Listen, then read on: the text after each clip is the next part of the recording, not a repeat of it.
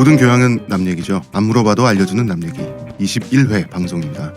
앞에 문화평론가 이동규 대표님 안녕하세요. 안녕하십니까. 이동규 대표님의 옆에 의문의 그녀 시호님 안녕하세요. 안녕하세요. 안녕하세요. 저는 대선 진료교 교주 겸 마성의 작가 홍대선입니다. 야 이거 3주째. 뭐 많다 길다 언제까지 할라나. 3주째가 아니라 2주째잖아. 저기서 계속 아니지. 내 녹음할 때 녹음 날라간 것까지 생각해야지. 그럼요. 방송으로는 2주째입니다. 저거 계속 뭐 추가되는 거 아니에요? 청취자- 계속 길어지는 거 아니야? 청취자 여러분 제가 배가 아픕니다. 대표님이 방송 시작하기 직전에 너무 웃겨가지고 그거 안 웃는데 내 주변 사람들은.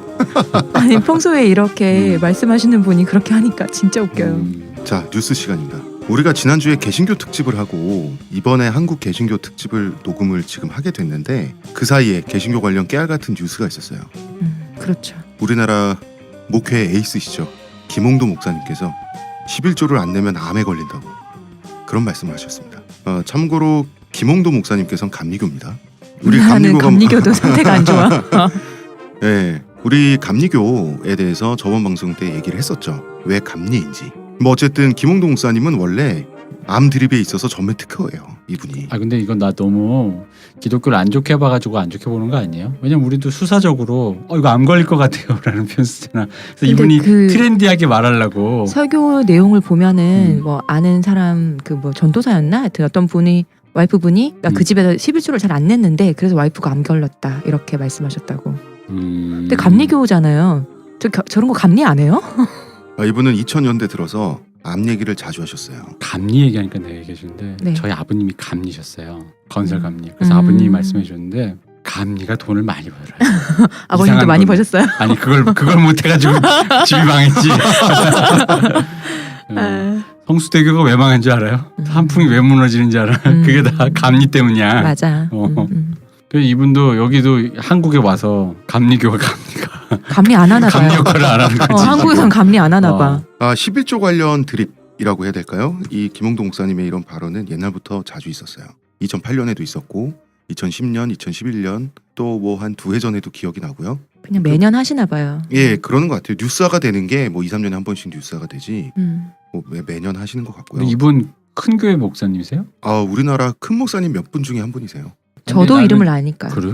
아니 근데 이런 얘기가 외부로 새나가고 사람들이 댓글도 있잖아. 그럼 이게 회원이라고 하는 게 신도분들 신도가 떨어져 나가지 않아요?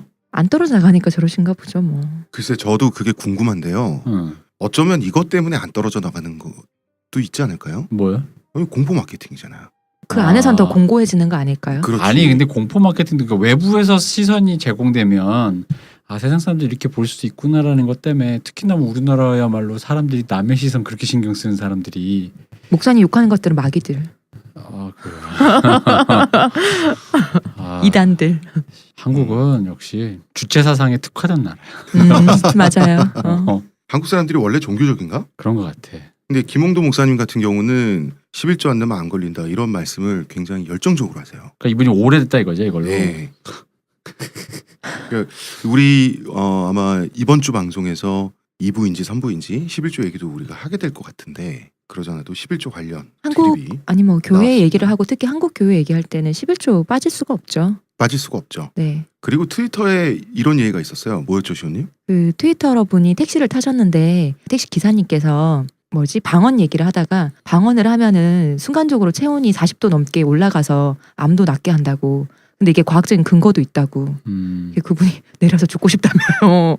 그런 얘기를 하셨었거든요. 김홍도 목사님이 언제적인가 이게 지난 2010년에도 이제 이런 게 있었고 11조 안 하면 구원 못 받는다. 이때는 이분이 11조 성애자신데 이런 말씀하세요. 우리 교회 한 권사님은 신앙생활을 잘했습니다. 장로를 시키려고 했는데 부인이 못하게 했습니다. 장로를. 어느 날 그 집에 불이 났어요. 11조가 맡으면서 못 바치겠다고 하더니 불에 홀딱 탔어요. 장로도 못 되고 이런 말씀하셨고 이게 설교 내용입니다. 빚 때문에 11조 못 낸다는 분들이 있어요. 하나님 앞에서 물질 생활을 바로 하지 못했기 때문에 그런 결과가 생긴 것입니다.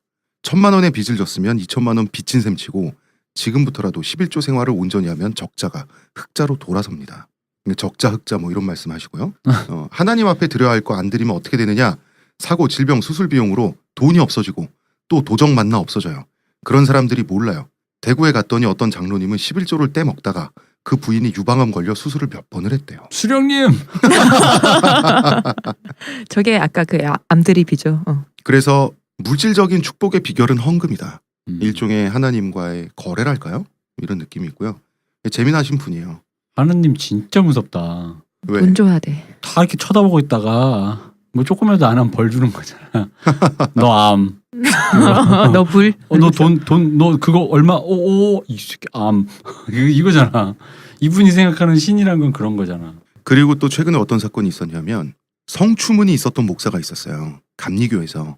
감리? 감리를 성추문이 안 하네. 감리 안 한다니까요. 이분이 헌금을 속된 말로 슈킹을 하다가 이제 감리교는 그 헌금 내역이나 그런 것들이 좀 투명하거든요. 그래 걸린 거예요. 그래서 대한감리교회 재판부에서 이 사람을 사형? 아니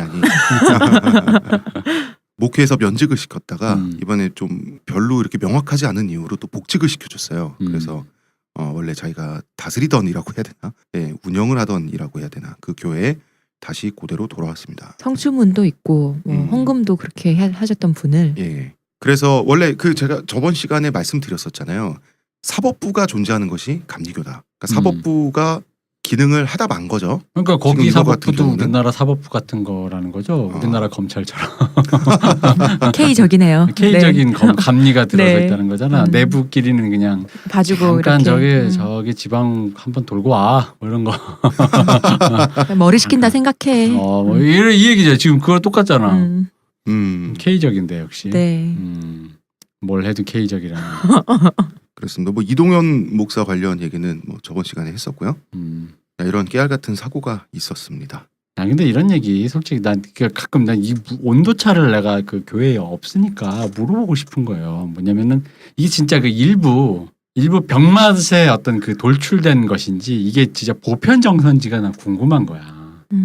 사실 내가 그 내부자가 아니니까. 근데 이게 진짜 어떤지 모르겠어요. 이게 보편 정서일까요? 저는 정말? 보편 정서일 것 같은데 저는 모르는 입장에서도 그냥 말씀드렸잖아요. 저는 이런 분들의 이런 말도 안 되는 행동이나 말씀들이 신도들의 영혼을 상징한다고 생각하진 않아요. 신도들이 이렇게 나쁜 사람들은 아니에요. 나름 그 선의를 가지고 교회를 다니고 신실하신 분들이 많은데 다만 신도들의 문제점을 굳이 지적을 한다면 이런 거죠. 우리 큰 목사님이 말실수 한번 하실 수 있지. 요 정도의 관대함은 있는 것 같아요. 제가 명일동에 있는 강동구 명일동입니다. 명성교회라고 굉장히 되게 유명한 예, 굉장히 유명한 교회에 저희 어머니가 생전에 권사님이셨어요. 제가 엄마 따라서 그 교회 가서 옛날입니다. 김사만 목사님이 당회장 목사님이신데 거기는 예장이니까 대한예수교 장로회가 예장입니다. 김사만 목사님 설교를 직접 듣는데 이런 말씀을 하시는 거예요. 여러분은 여러분 자녀가 기껏 자라서 세탁소나 떡집 같은 거나 했으면 좋겠어요? 이런 말을 하는 거예요.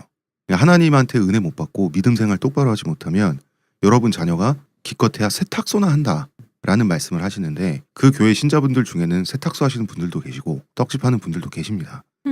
그거를 그 몇만 명이 모여있는 당회에서 그 말씀을 너무 자연스럽게 하시는데 그래서 저는 따질 사람이 없으니까 엄마한테 따졌어요.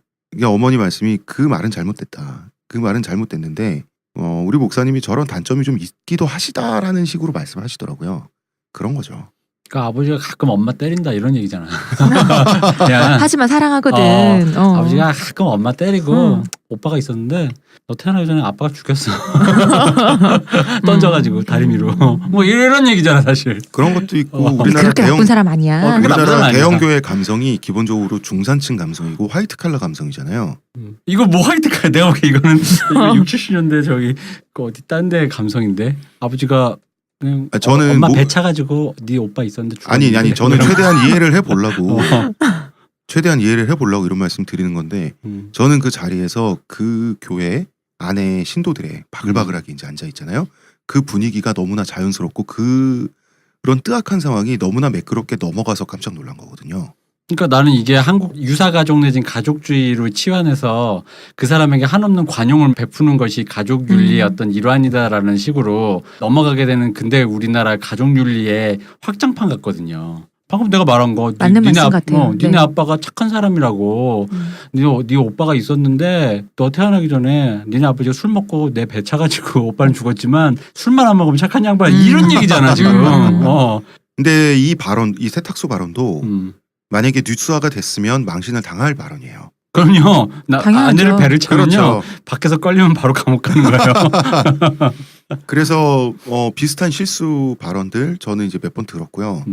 대형 교회라서 그런지 모르겠는데 우리나라 보통 대형 교회가 문제가 되잖아요. 그래서 이런 장경동 목사님이나 정광훈 목사님이나 정광훈 우리 빤스 목사님, 빤스 목사는 뭐예요? 그 왜 여신도가 어. 내 앞에서 팬티를 벗어보라고 해서 팬티를 벗으면 내 신도요. 안 벗으면 똥이다. 이분 나랑 동양이구나.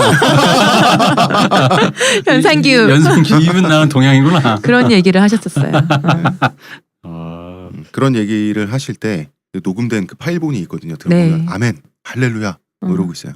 모두. 듣는 사람들이. 네. 그럼 그거를 뭐 여신도랑 개인이 있는 데서가 아니라 사람들이 있는 데서 설교를. 네. 네. 진짜? 근데 네. 제가 알기로 아마 예비 목회자들한테 어떻게 목회를 하고 개척교회를 늘리는지 어떻게 하면 올바로 된 자기 신도를 만드는지 내 신도를 알아보는 방법. 뭐 그런 강의였어요. 그러니까 나는 맞아. 이건 가족주의 플러스 주체사상이야. 주체사상도 수령님 아버지라 그러잖아. 아니 근데 뭐 따지면 음. 따지고 보면 그렇죠. 나치도 히틀러 휘러라고 했잖아요. 그치. 네. 그게 그러니까- 이제 어원이 파더랑 똑같은 건데. 그 어원으로 나치까지 얘기하면 따지면. 위험해요. 왠지 알아요? 사실 나치까지 가면은 그 사실 독일 국민이 한때 잠깐 미친 거잖아. 그렇죠. 지금 이 신도님들 방금 전까지 선량하다고 해놓고 다음 뉴스. 네. 두 번째 뉴스입니다. 네. 저의 노트북이 더 이상 여객기가 활주로 해서 이륙하는 소리를 내지 않고 있습니다. 맞아요. 지금 켜놨는데 조용해요. 예, 제가 소니 AS 센터 가서 고치는데 열흘이 넘게 걸렸어요. 아니 뭐 그래도. 아니 뭐 그 정도야. 네. 오히려 바쁘게 막 누군가가 해주는 그 서비스가 나한텐 편한데 꼭 좋은 건 아니죠. 그 사람에게 어떤 그런 또 어.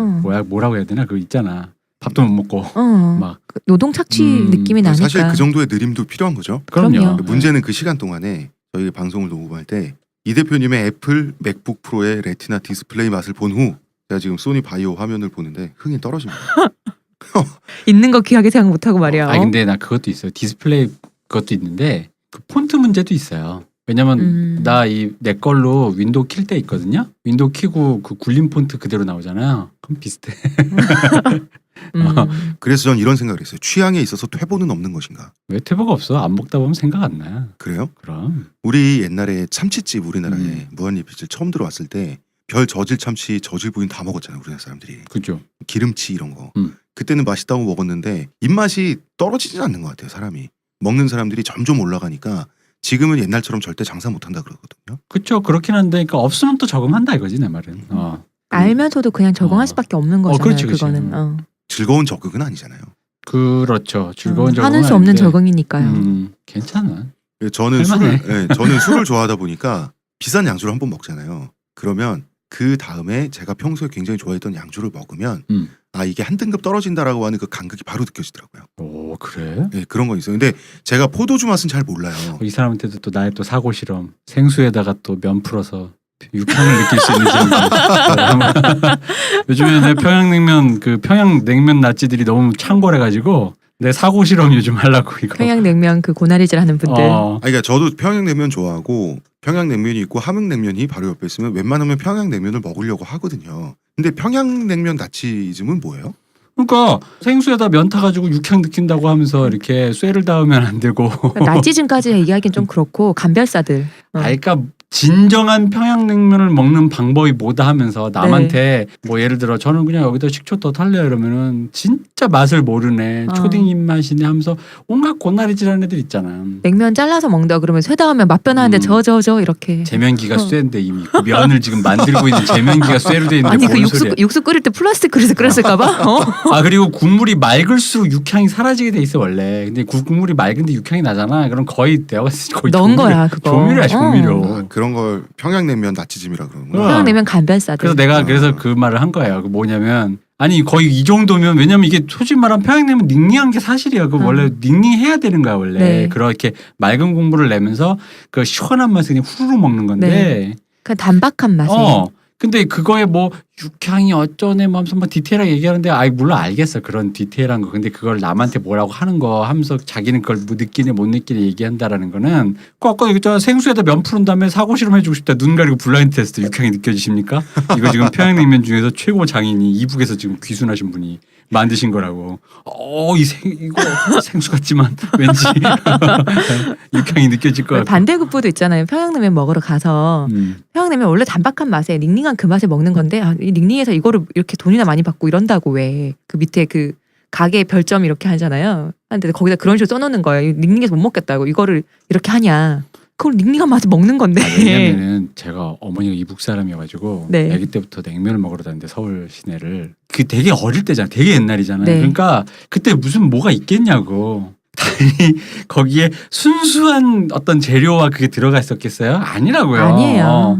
당연히 다 조금씩 들어가 있다고. 근데 뭐 그걸 여기는 진짜 사골로만 우려내고 조미료를 쓰지 않고 뭔 소리야? 난 장담하는데 그건 아니라고 봐. 내가 알기로 거기 조금이라도 들어간다고 들어갔어요. 그 감칠맛이나 그런 것 때문에. 옛날에 프랑스가 한번 뒤집어진 적이 있었죠. 미국 와인이 하도 저질 취급을 받으니까 프랑스 와인에 도전장을 낸 거예요. 그래서 뭐 이를테면 이런 식이에요. 프랑스 대표 브랜드 한 10종 와인을 갖고 미국은 10종 이런 식으로 대결을 한 거예요. 몇 바퀴를 돌려서 블라인드 테스트를 했나 봐요. 네, 블라인드 테스트에서 압승했어요. 미국 쪽이. 프랑스가 자존심을 구겼는데 최근에 2000년이 넘고 나서 21세기에 한 번 더 했는데 또 이겼어요. 미국 와인이. 그런 거죠. 이제 와인하면 프랑스 하면 고급 이런 편견 같은 게 있는 거죠. 사람들한테. 저는 위스키를 되게 좋아하거든요. 블라인드 테스트 하면 저도 자신 없어요. 사실. 그러니까 눈 가리고 모르면 모르는 거예요. 눈 가리고 귀 가리고 이러면. 근데 이게 캡틴 큐 같은 거는 감별할 거예요. 나폴레옹 뭐 이런 거. 근데 뭐 음식의 맛이라는 게요. 음식의 맛으로도 먹지만 그 음식 분위기랑 뭐 그런 것도 같이 먹는 거잖아요. 아까 냉면 얘기 좀만 더 하면 네. 평양냉면이 이제 어떤 그 힙스터의 어떤 최신의 물품이 맞아요. 되었잖아요. 그래서 이제 또 함흥냉면을 또 하나 패. 함흥냉면은 이쪽이 이제 거의 유태인이야.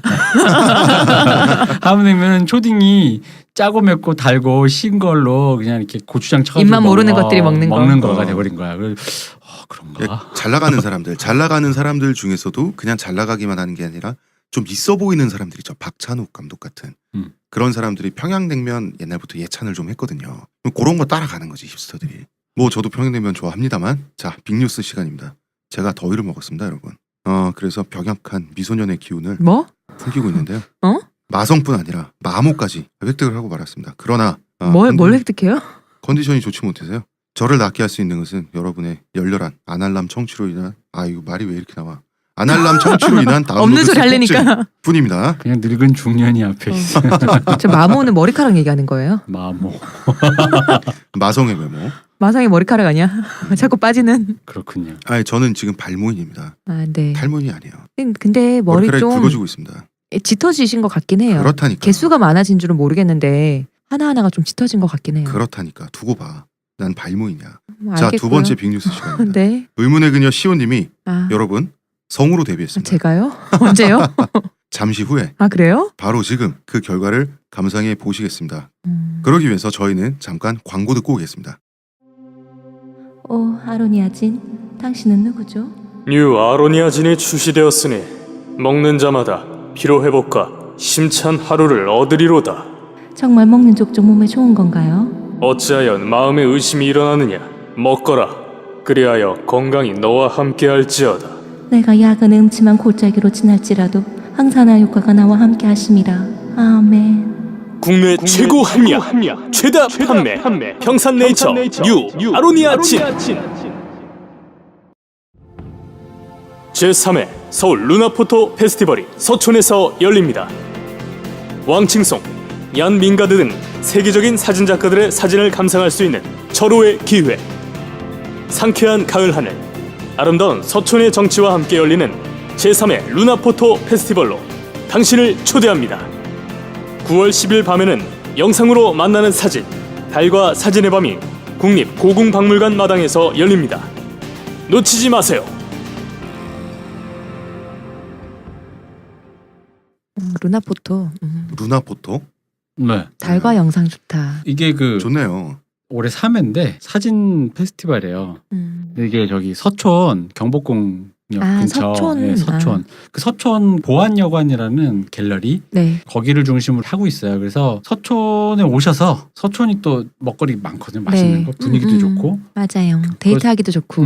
거기서 다니시면서 이제 좀 가을 되면 선선하니까 사진도 보고 여기 사진 참가하시는 분들이 다 세계적인 분들. 저희도 한번 같이 가요. 네 그리고 아까 요 광고 마지막에 보면 달과 사진의 밤이 나오잖아요. 네. 이게 뭐냐면 요즘 그 사진 페스티벌의 추세 중에 슬라이드 쇼, 음악과 영상으로 이렇게 만들어서 네. 사진을 보는 쇼가 있는데 그걸 고궁박물관에서 밤에 영상으로 이제 해요. 그래가지고 제가 참가하는 그겁니다. 아, 제가 여기에 작업을 하니까 궁에서 야외 상영 딱 하면 네. 되게 멋있거든요. 그러니까 한번 데이트할 겸 해서 많이 오시면 좋을 것 같습니다. 저희 녹음 알겠습니다. 끝나고 다음에 한번 가죠. 네. 저거 할 때. 아 그리고 아로니아진 이야기. 네. 저희가 아로니아진을 판매할 수 있는 무슨 몰이라든지 이런 게 없어요.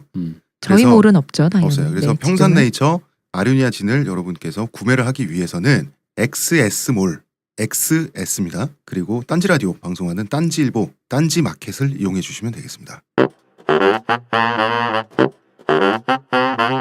자 사연 시간입니다. 우리가 저번 주엔 사연을 하지 않았습니다. 네. 이번에 하게 됐는데요. 첫 번째 사연. 사연자분은 40대 직장인 여성분이에요. 먼저 질문을 하나 하셨는데 탈모가 있어서 미녹시딜을 사용 중이라고 하시는데 빠진 머리를 보니까 굵고 긴 머리보다는 얇고 짧은 머리카락이 많이 보인다고 하는데요. 이것은 쉐딩인가? 요걸 질문하셨어요. 아니면 그냥 빠지는 건지? 글쎄요. 쉐딩일 수도 있지만 여성분이 미녹시딜을 쓰다가 민머리가 된다는 이야기는 글쎄요. 저는 그런 사례는 희박한 걸로 알고 있고요. 걱정을 안 하셔도 될 것 같아요. 왜냐하면 이게 정말 심각한 쉐딩이려면 다 빠져야 되거든요. 일부 빠지는 거는 정상적인 쉐딩이에요. 쉐딩이라고 할지라도. 골라서 빠질 리가 없다. 그렇죠. 골라서 빠질 수도 있는데 다 빠져버리면 그거는 진짜 심각한 쉐딩이라는 거지. 그리고 뭐 탈모병원에서 주사와 레이저 치료를 한 18회 받았다는데요.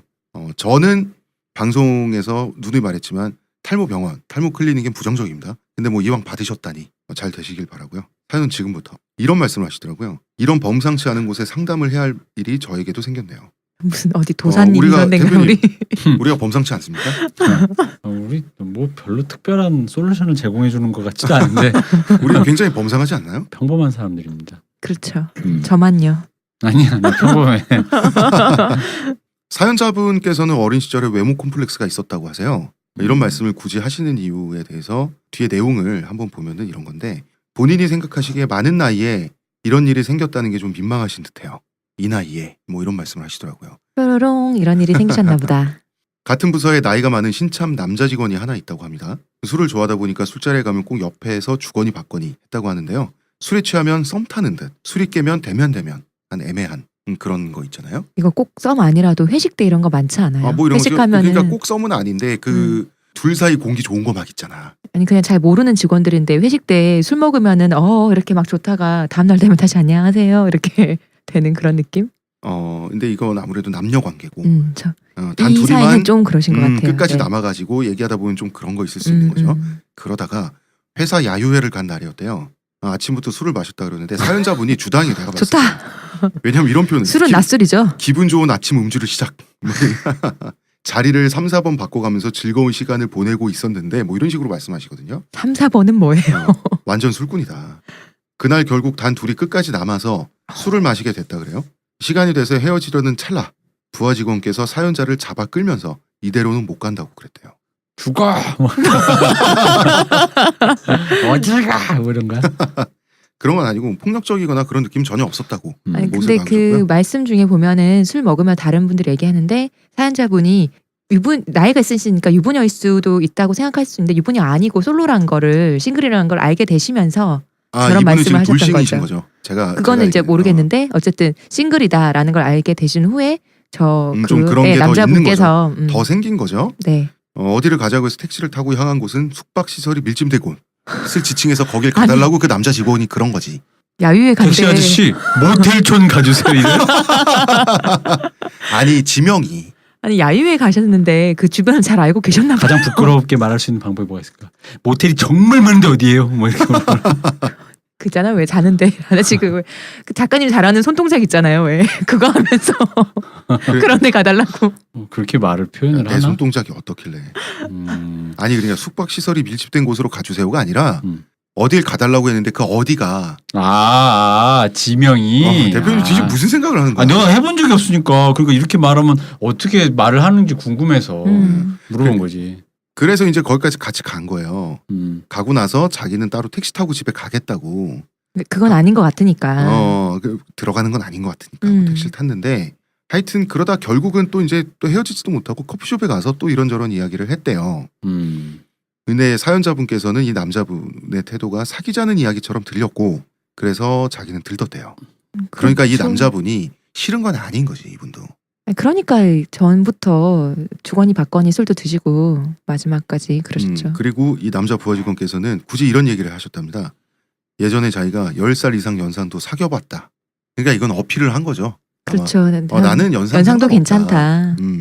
사연자분은 키스를 잘하냐, 뭐 집에 혼자 가기 싫다 이런 드립을 막 했대요. 술이 취하셨어. 술이 취하셔서 이 여자분께서 과하셨어. 그러니까 이제 분위기는 아주 좀 좋게 된 거죠. 그러면서 결국 사연자가 입을 먼저 맞춰버렸고 택시 승강장에서 입맞춤은 곧 키스가 되었다고 합니다. 그리고 택시를 타고 또 헤어졌대요. 뭐 술에 워낙 많이 취하다 보니까. 그리고 다음 날부터 밀려오는 후야 공포. 술이 왼수였던 거죠. 회사에서의 위치는 상대보다 위에 있는 거죠. 이 자기가 여자분이? 상사니까. 예. 그런데 감정적으로는 그 남자보다 아래에 있다는 게 이분의 생각이에요 지금. 남자분이 먼저 더 적극적이었는데 굳이 아래는 아닐 것 같은데. 이분이 아까 외모 콤플렉스도 있고 여러 가지로 또 나이가 돌싱이었다면서요. 많으니까. 그래서 문제 굉장히 메일이 두서가 없어가지고 제가 정리를 했어요. 자, 첫 번째, 선배라는 지위로 마음대로 행동한 것이 아닌가 하는 죄책감이 또 있는 거죠. 이건 또 위계에 의한 뭐가 될 수도 있는 거니까. 내가 이분이 끌고 간 게 생각하기엔. 아니고 그분이 끌고 갔는데 뭘. 뭐 이건 이분의 생각이니까. 음, 두 번째는 나이가 많은 여자라는 이유로 육체적인 자신감이 없다는 게 슬프대요. 세 번째는 한 달 이상 그래서 그 남자 직원분이랑 소원하대요. 이대로 계속 갈 수는 없지 않냐. 그렇죠. 뭔가 스탠스가 있어야 되는데. 네 번째는 나이 많은 남자를 만나면 감정적으로 꿀리는 느낌이 안 들지 않을까 싶어서 나이 많은 남자를 만나야겠어요. 또 이런 말씀도 하시고. 다섯 번째는 그 친구가 부하 남자 직원분이요. 그 친구가 자신에게 그런 행동을 한 이유가 뭘까요? 이런 말씀하시는데 아니 이게 세상의 질문이라고. 왜 저도 뭘까 궁금할 것 같은데. 아니 자기는 10살 많은 연상과 사귀어본 적도 있다고. 당신 나이 많은 거 난 상관없다는 아니 얘기잖아. 그러니까 그럴 거면 차라리 나한테 확 어필을 하면 좋은데 이러고 이제 이 사람 남자분이 저 후에 다시 나한테 술이 다 깬 상태에서 둘 다 어제 그거 실수 아니었고 좋았다. 좋아하고 있다라고 말을 했으면 저런 생각을 안 하겠죠. 근데 그 다음에 어필이 없잖아. 근데 직장이란 그러니까 곳이 고민을 하는 거죠. 대학교 캠퍼스가 아니고 직장이란 곳이 좀 애매하긴 해요. 뭐 하여튼 그랬고 그래서 보면은 자 사연은 여기까지입니다. 일단 첫 번째 제가 생각나는 거는 아무래도 본인의 외모나 나이에 대한 평소의 태도가 자기 스스로에 대한 태도가 스트레스의 좀 큰 원인이 아닐까 싶고요. 그리고 정말 미안하지만 솔직히 이야기하면 남자는 뒷생각 없이 일단 한번 자고 보려는 생각으로 그럴 수도 있다는 생각도 들어요. 그러지 말란 법은 없다. 그죠? 생각이라기보단 본능이겠지만 어쨌거나 그럴 수도 있다는 건 진실이에요. 슈레딩거의 고양이 같은 거죠. 이 남자가 진심인지 아니면 그러니까 그게 하룻밤 자보고 싶은 게 그러니까요. 진심인지 그게 그 마음이 고민스러운 진지한 거죠. 건지 그거는 저는 장담 못 드려요. 하여튼 여기까지 제가 정리를 해보겠습니다. 대표님 어떤 생각이 드세요? 글쎄 뭐 일단 뭐 자기가 위계로 이 사람과 어떤 관계를 맺으려고 하는 그런 게 시작된 게 아닌가 혹은 잠깐만 좀 조용히 해야 돼. 그 다 지워야 돼 내가. 의자를 바꿔보실래요? 여기 이 집 의자가 다 이래. 그런가? 네, 최대한 어떻게 참아. 음. 말씀하세요. 그래서 본인이 위계로 어떻게 이 사람과 관계를 시작하거나 자기가 스스로 좀 이 사람한테 뭔가 어필하거나 잘못된 게 아닐까라고 걱정을 하고 계시니까 그런 거에 대해서 뭐랄까 경각심이 있으신 분이면 뭐 그 부분은 뭐 그렇게 크게 신경 쓰실 필요는 없는 것 같고 저는 그래요. 그러니까 이게 사실 그런 거야. 사귀는 때 네. 누군가는 공을 던져야 돼요. 음. 근데 이제 공을 던지는 기술이 사회 문화적으로 누구한테 먼저 가거나 혹은 그거를 상대방한테 전가시키는 여러 가지 기술들이 있어요. 남녀 그러니까 어떤 이런 이성 연애 감정에서 예를 들어 사회 문화적으로 보면 왜 보편적으로 우리 옛날에는 네. 어떻게 여자가 고백하냐 남자가 먼저 고백하지라든가 혹은 상대를 먼저 고백하게 하려고 공을 그 사람이 던지게 하려고 그쪽 유도를 하는 근데 이제 사실 고급 기술이죠. 그지. 그러니까 누가 공을 던지느냐는 사실 급한 사람이 먼저 던지는 건데 이거가 되게 자기도 공을 던지고 싶으면서 남에게 그걸 떠미룰 때 약간의 문제가 발생하는데 나는 솔직히 이게 좋아하는지 안 좋아하는지도 솔직히 이분 사연에서 좀 애매한 거예요. 누가 사연자분이 아니면 사연자분도 남자분이? 그분도. 그러니까 나는 저는 왜냐면 좀 솔직히 냉정하게 얘기하면 술 먹고 그런 건 나는 안 믿어. 그리고 술 먹고 안 그러고 우리 따로 만나 예를 들어 맨정 네. 씨랑 한번 만납시다. 잠깐 우리 어제 좀 그런 일이 있었으니라고 어, 하면 어, 모르겠는데 그거 뭐 어. 사연자분이 하든 근데 사연자분도 지금 뭐 맨정신으로는 본인도 말 걸기 애매한 거고 지금 그런 상태잖아요. 늘 술에 취해요. 네. 그 사람도 그런 거고 근데 그 사람이야말로 그러면 사연자님이 고민하시는 대로 위기의 상에 대놓고 또 상사한테 우리 맨정신 뭐 따로 봐 이러기도 좀 애매할 수도 있으니 그렇다면 정말 이걸 해결할 수 있는 일단 실제적인 방법은 맨정신으로 본인이 이거야말로 위계적으로라도 해결을 줄 수 있는 방법으로 그럼 우리 좀 얘기할 거 있지 않을까라고 해서 얘기를 해야 된다고 나는 생각을 하고 그 둘째는 솔직히 이제 그 뭐 얘기하는 방법이야 뭐 어쨌든 간에 결과가 어떨까 둘이 감정이 어떨까 이런 걸 우리끼리 그냥 관심법으로 얘기를 해보자면 저는 그래요. 이 본인이 본인한테 자신이 없잖아. 네, 너무. 그러니까 본인이 본인한테 자신이 없는 사람은 연애하면 안 돼요. 그러면 100% 패자야.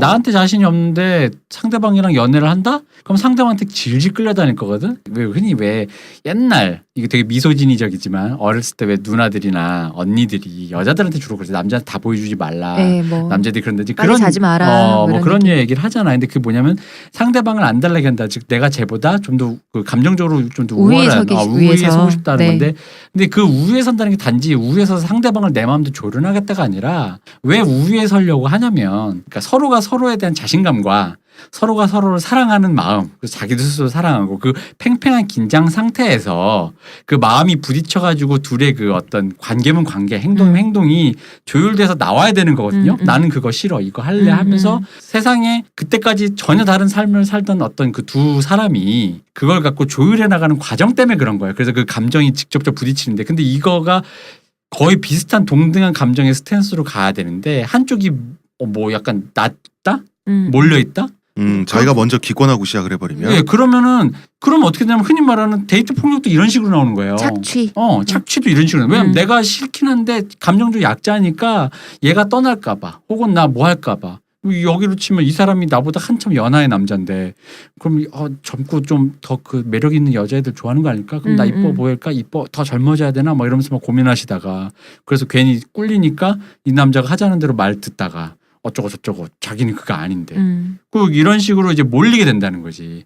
근데 나는 그래서 감정적으로 자기한테 자신이 없으신 분들은 연애 시장에 나가면 안 돼요. 아니면 연애 시장에 나가서 처참하게 깨져보든가. 근데 내가 생각해 이분 이미 연애 시장에서 그런 경험을 충분히 하셨을 거라고 봐. 깨지고 성공하고라는 거는. 그건 이제 초심자들에게 하는 소리고 지금 상황에서는 그걸 나가서 굳이 그걸 또다시 경험할 필요는 없고 한번 물른 다음에 본인 생각부터 해야 되는 게 아닌가 나는 그렇게 생각해요. 아 물은 다음에 그러니까 이 사람과 만나고 안 만나고는 난 중요한 게 아니고 지금 사연자만 중요한 거니까 그렇죠. 사연자가 중요한 거니까 지금 본인이 정말 당당하고 멋있어야지 외모적인 게 아니라 아니 외모적으로 치면 그러니까 내가 진짜 외모 안 보고 사귀는 사람 중에 하나로서 저도요. 내가 이 사람이 멋있을 때가 있어요. 그럼요.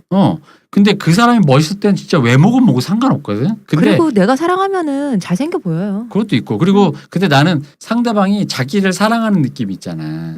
자기 사랑하면서 나오는 자신감 있잖아. 거기서 오는 반짝반짝함. 그런 거 없이 나는 그래서 순종적인 듯한 느낌의 그런 지고지순한 여성분도 사귀어봤는데 나는 내 스타일은 아니야. 그럼 나도 결정장애라서 오빠 뭐 할까요? 이러는데 모르겠어.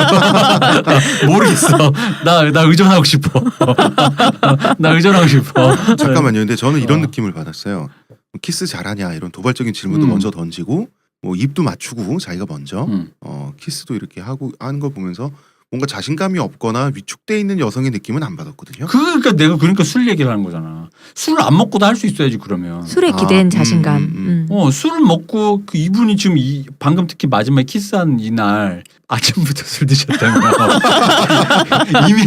이미 어떤 뭐 아무리 이분이 주당이라 하더라도 난 진짜 피가 지금 술로 바뀐 치환된 상태. 아니 본인들 내가 왜 그러냐면 내가 술을 많이 안 먹는 사람 입장에서 술 먹는 사람들이 항상 하는 말이 나 술을 오랫동안 왜 낮부터 먹고 안 취했다는데 이미 혀가 반쯤 꼬인 상태에서 그러니까 내가 취하면 나는 이제 중간은 없지. 나는 확 가 그냥 죽어 그냥. 그래서 집에 가버린단 말이야. 기절해버리는데 술 잘 드실 분은 나 같지는 않고 중간은 있어요. 근데 내 보기엔 그것도 이미 취한 거거든. 취한 거죠. 맞아요.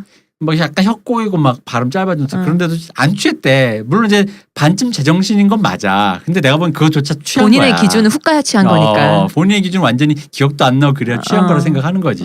근데 내가 봤을 땐 취한 거야. 그러고 나서 이제 술 깨고 나니까 아유 어머 나 미쳤나 봐 뭐 이렇게 된 상태인 건데. 그죠. 그러니까 이거는 본인이 경험, 그 사람의 의도, 그 사람이 뭘까라는 걸 생각할 만한 에피소드가 내 기준으로는 해당 안 돼. 이건 그냥 돌발 상황이야. 지금 연애를 하고 안 하고가 중요한 것이 아니라 네. 한번 물은 채 그렇죠. 본인에 대한 생각을 다시 정립해야 된다. 네. 그 다음에 공을 누가 먼저 던질지를 생각을 해야 될 거 아니에요. 내가 뭐 상사니까 상사 입장에서 잠깐 시간 좀 내라고 던지든, 아 네가 남자니까 야 너 나한테 할 말 없어라고 던지든, 그 사람한테 공을 미루든, 뭐 그건 그 다음 문제라는 거지. 근데 본인이 자신감도 없고, 그리고 만약에 자신감이 없는 상태 연애하잖아요. 그럼 나중에 본인이 지금 걱정했던 1번 문제, 위계로 남을 뭔가 이렇게 한다, 그런 류의 습성들이 튀어나온다. 왜냐면 내가 이 사람과 뭔가 의견이 남한테도 그런 걸 유도하고 그치. 자기도 그런 똑같은 잘못을 하게 되고. 왜냐면 자기가 감정적으로 뭔가 이렇게 안 좋은데 때로는 이기고 싶을 때 있잖아. 근데 이 사람이 외모적으로나 뭔가 자신감이 없을 때 그런 마지막 수단이 뭐야? 바로 이런 위계 같은 걸 사용해서 이기려고 한다는 거지. 근데 자신감이 이렇게 없을 필요가 있나라는 생각도 들어요. 그러니까요. 이 남자 직원분도 이 사연자분이 마음에 드니까 이렇게 썸을 타고 어필을 하는 건데 이분은 뭐 할 일이 없어서 그러겠어요? 아니 근데 물론 이제 나는 한국 사회에서 흔히 말하는 나이 많은 남성과 나이 많은 여성을 동등하게 놨을 때 나이 많은 여성들이 사회에서 가하는 그 압력으로 자신의 그 성적 매력, 육체적 매력에 대해서 소진됐다라는 그 압박감을 받는 게 굉장히 강한 건 나는 알아요. 아니 그러니까 이 남자 직원 얘기를 나이가 하는 거예요. 들면은 저는. 나를 여자로 봐주지 않는다라는 느낌. 아니 이 남자 직원 얘기를 하는 거예요. 음. 이 남자 직원분이 뭐 할 일이 없어서 그랬겠어요? 자기도 마음이 있고 어떤 매력이 있고 이끌림이 있으니까 이렇게 뭐가 있을 거 아니에요. 아 근데 그건 그런 공기가 있는 거지. 본인이 좀 전에 얘기했잖아. 슈레딩거라니까. 슈레딩거 몰라요. 모른다니까. 나를 놀리려고 그럴 수도 있잖아. 그리고 그래서 내가 보론했잖아. 그날 아침부터 술 먹었다며. 모른다니까. 그걸 어떻게 알아? 나는 술을 안 먹었는데 둘이 커피숍에 가서 한 6시간씩 대화를 하다가 왠지 가기가 민망해서 손 한 번 잡았는데 왠지 나도 내 마음이 그래서 골목에 잠깐 들어 키스했다 이러면은 생각해볼 여지가 난 있다고 생각해. 네. 그건 카페인이 당신을 흥분시켰기 때문이야 뭐 이렇게라도. 심장이 벌렁벌렁한 것은. 근데 그 정도까지라고 얘기할 수 있는데 이런 상황은 난 아니라고 봐요. 이건 저도요. 저 이건 그리고- 슈레딩거다. 이거 흔히 말하는 주자식패문에 나오는 취중망언 생우회라고. 취해서 한 거는 그냥 무해하는 거예요. 저 남자분도 술에 취해서 그러니까 손을 끌고 그 숙박시설이 많은 곳에 간 거는 술이 취해서 저런 거거든. 맨정신에서 나한테 못했을 걸. 그리고 난 그것도 있어. 아, 이 남자도. 그럼 왜 숙박시설부터 가자고 해서 내 말이. 거기서 그랬을까?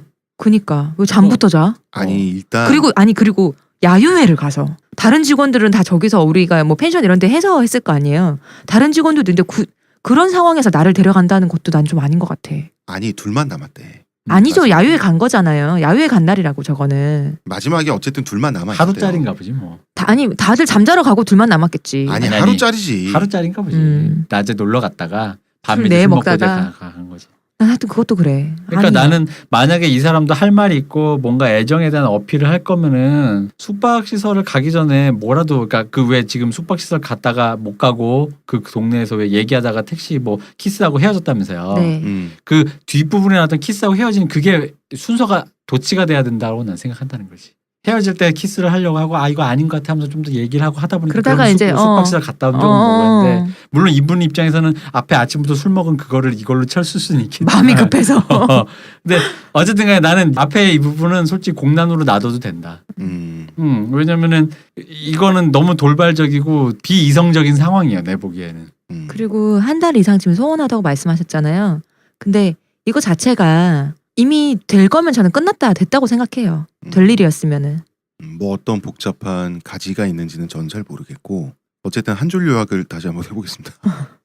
몇 줄 요약해도 뭐. 예. 아니. 관계보다 자기 자신이 먼저다. 네. 예.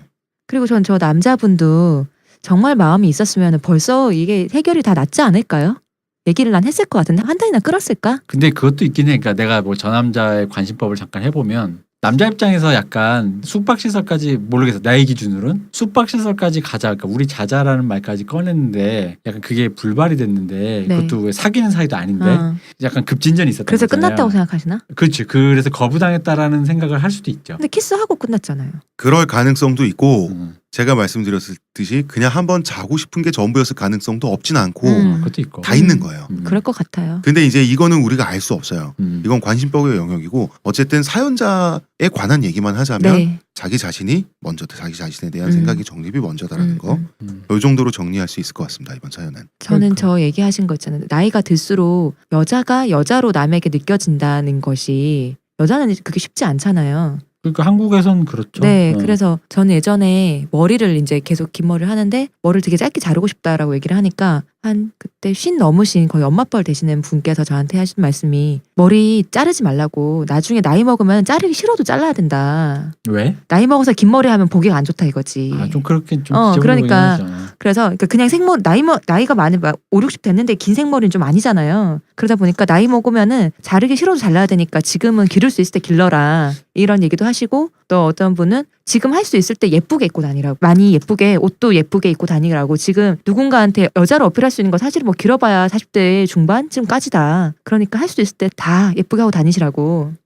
그런 얘기를 하시더라고요. 글쎄, 나는 뭐 한국 사회에서 물론 이제 보편적으로 내 위에 이제 중년 남성 기준으로 보자면 그 자기 또래이거나 자기보다 연하인 어린 여성을 대상으로 보는 거는 보편적인 시선인 것 같아요. 그러니까 그렇게 네. 훈련을 되었고 네. 아마 그런 식으로 된 것 같고 또 때가 되면 연애는 무슨 연애냐라고 하면서 왜냐면 그때 같은 경우는 우리 기준에서는 한 가정을 유지하고 이미 짝이 그렇죠. 있다라는 네. 기준에서 얘기를 하는데 시대도 바뀌었고 나이 먹은 혼자인 여성 남성이 많으니 그거는 뭐 우리가 뭐 외국 영화에서 보듯이 자연스럽게 그거는 해결이 될 것 같아요. 내가 봤을 때는 문화적으로도. 문화적으로 해결이 될 것 같고 그러기 때문에라도 나는 이분이 자신감을 좀 가지는 게 좋지 않겠냐. 어쨌든 간에 어떤 남성이 자기한테 어필했다라는 건 본인이 자신감을 가져도 될 만한 그럼요. 상황이라고 나는 생각을 해요. 그리고 지금 뭐 중2병이 걸릴 나이도 아니고 음. 이분이 뭐 경륜이 없으신 분도 아니고 자신감을 가져서 손해볼 거는 지금 하나도 없잖아요. 본인을 너무 깎아내리지 않으셔도 될 것 같은데. 근데 또 사연 메일을 보낼 때는 자기 또 마음의 바닥까지 이렇게 허심탄회하게 얘기를 하신 걸 수도 있어요.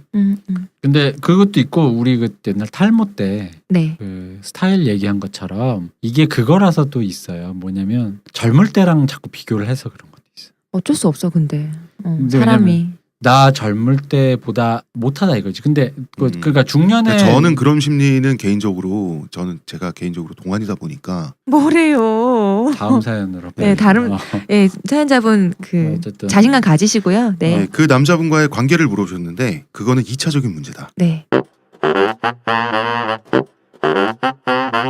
그 우리 저기 지난 축구 얘기하면서 네. 저희 원래 되게 열심히 청취해 주시고 저희한테 이렇게 좋은 피드백도 많이 말씀, 네. 주시는 째마리님이 댓글로 여러 가지 이제 얘기를 하셨어요. 근데 이제 여기서 이제 이분이 그 홍 작가님이 말씀해 주신 거와 약간 생각이 다른 지점이 있다. 뭐 그래가지고 우린 추갈못이잖아. 네. 그래서 생각이 다른데 이거 그럼 이거 홍 작가 어떻게 보느냐. AS 차원에서 제 생각에 이 부분이 재밌더라고. 홍 작가한테 한번 물어보려고. 물어보세요. 이제 이분이 물어보신 것 중에 처음 얘기가 이거예요. 이분은 홍명보 감독이 엔트 의리 인맥 축구 한 거 절대 아니라 본다. 왜냐? 홍명보 감독이 선발한 선수진과 슈틸리케 감독님이 선발한 아시안컵 선발진은 차이가 없다. 박주영이 빠지고 이정엽이 들어온 차이 딱 하나다. 그런데 단지 감독이 외국인이기 때문에 사람들이 인맥 운운하기 어려워진 것 때문이다. 라고 본다. 라고 하셨거든요. 그거는 이런 게 있어요. 우리가 보통 뭐 이런 겁니다. 내가 학벌이 좋고 집안이 좋고 아버지가 기성용처럼 축협에서 뭐 기성용은 이 정도지 뭐 조광래 감독한테 최강희 감독이구나. 그러다 다친다라는 말까지 했지. 그게 뭐 자기가 다치게 하겠어? 자기 아버지 얘기하는 거지? 이거 뭐 SNS 그런 말 했죠. 걔는 국대 되면 안 돼. 걔는 나와 같은 민족의 태극기를 달면 안 돼. 우리가 다른 거 달면 안 될까요? 근데 그것도 인맥이에요. 그런데 내가 중학교, 고등학교 시절에 워낙 내가 잘해서 내가 지금 핵심적인 스트라이커란 말이에요. 그러면은 자기 아버지 때문에 자기가 힘이 생기기도 하지만 자기 때문에 자기 부모님의 치맛바람, 바시바람이 넓어지는 것도 인맥이에요.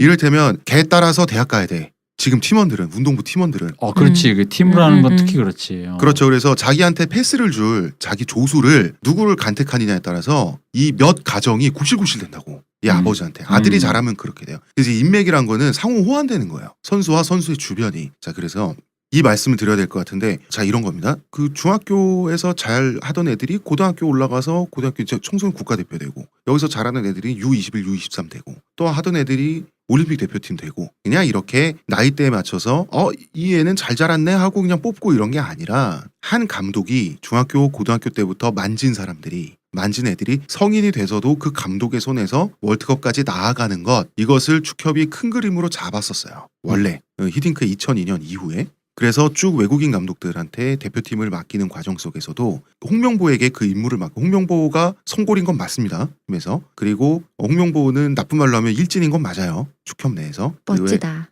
그 하나회 패러디한 11회 멤버기도 하고 막 그랬어요. 그랬는데 축협의 그런 생각은 맞았어요. 그래서 슈틸리케도 끝까지 우리 저번 방송에서 얘기했던 끝까지 독일 축구협회의 명령을 수행했던 이유가 U20, U21, U22 이런 걸 계속 했던 이유는 자기가 그 순서가 대표팀 감독이 되는 순서기 때문이었어요. 그러나 그거는 윌겐 클린스만과 요하임 브레브 감독에게 돌아가면서 자기는 영영 떨어진 거죠. 그래서 홍명보 감독에게 이제 청소년 대표를 맡기고 올림픽 대표를 맡겼다는 얘기는 이 사람의 다음 코스가 월드컵 대표라는 건 정해진 수순이었던 거예요. 그러면은 원래 축협의 생각과도 맞지 않느냐라고 하는 건 맞아요. 이건 째마리님 말이 맞아요. 문제는 그게 큰 그림에서 실패했다는 게 문제예요. 그래서 인맥 축구라는 건 이런 겁니다. 뭐 이제 엔트리 구성 말씀을 하셨는데 저는 이를테면 이런 걸 말씀드리는 거예요. 홍명보가 총선연기 때부터 중용했던 선수들, 이 선수들이 왜 하극상을 일으켰냐면 자기들이 성골이라는 걸 느끼고 있었기 때문이에요. 그래서 축구협회 내에서 그 홍명보에 비해서는 비주류로 통하는 최강희 감독 같은 분에게는 애들이 항명을 했던 거예요. 항명을 했었고 K리그 선수들을 대표팀 내에서 좀 무시하고 사이에 알력이 생기고 그래서 순혈 해외파라고 해서 그 유럽파 이런 모습들, 그리고 홍명보 감독은 공식적으로 그 유럽파, 자기 속된 말로 하면 자기 새끼들이죠. 손을 들어줍니다. 지금 대표팀 혹은 예비 대표팀 선수들 내에서 유럽파와 비유럽파가 알력이 생기는데 거기서 노골적으로 손을 들어줘요. 이게 자기가 청소년기 때부터 만져왔던 애들이거든. 자기 선수란 말이에요. 어떻게 손을 들어주냐면 K리그는 B급 리그다라는 말을 한단 말이에요.